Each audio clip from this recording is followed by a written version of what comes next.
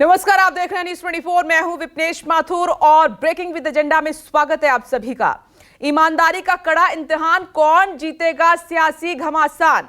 Breaking with agenda में आज चर्चा सिसोदिया की गिरफ्तारी और रिमांड से सियासत में कितना उबाल आएगा, इस पर हम बात करेंगे।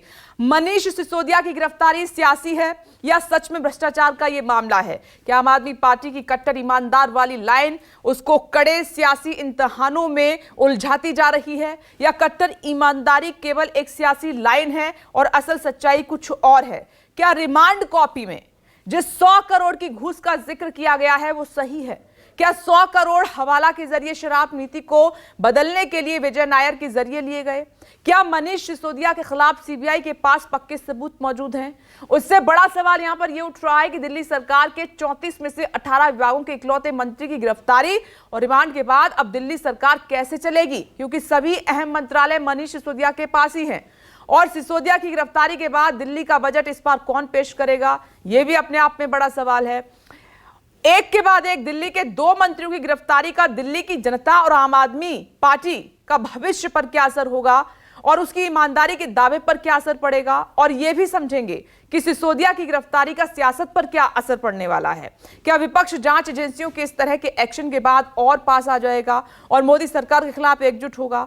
हालांकि गहलोत ने कांग्रेस का एंगल तो साफ कर दिया है, कहा कि ऐसे कितने सिसोदिया गिरफ्तार होते रहते हैं, डिप्टी सीएम है इसलिए चर्चा में बने हुए हैं। बीजेपी ने सिसोदिया और केजरीवाल दोनों को घेर रखा है और लगातार सियासी हमलों पर हमले करते जा रहे हैं।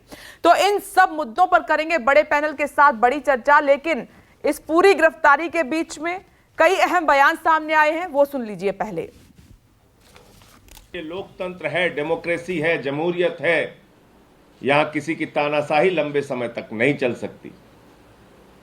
आप इन मुकदमों से हम लोगों को डरा रहे हैं। पता तो कर लीजिए आम आदमी पार्टी की हिस्ट्री। अरे हम आंदोलन की कोख से पैदा हुई पार्टी हैं।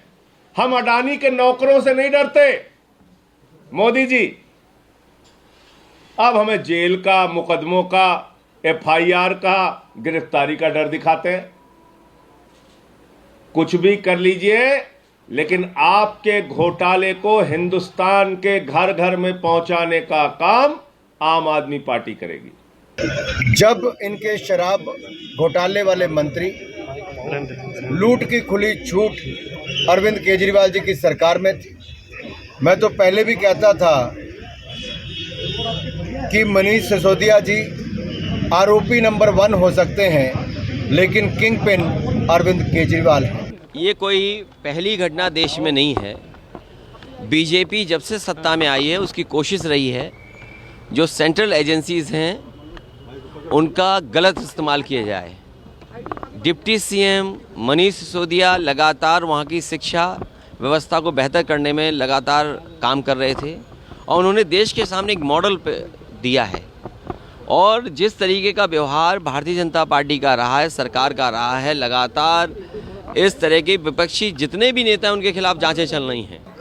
Kejriwal ji has already said the other day when he had come out to Matushri that people who are scared of people who are actually being targeted are those who are coming ahead speaking the truth very often.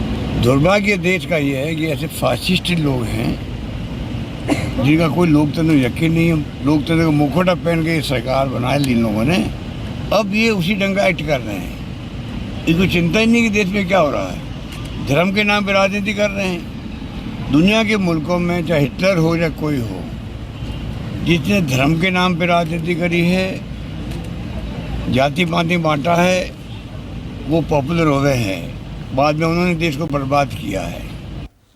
नमस्कार, मैं हूं मानक गुप्ता।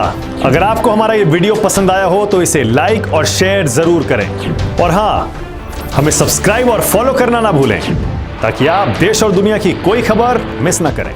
तो जुड़े रहिए हमारे साथ और देखते रहिए न्यूज़ 24।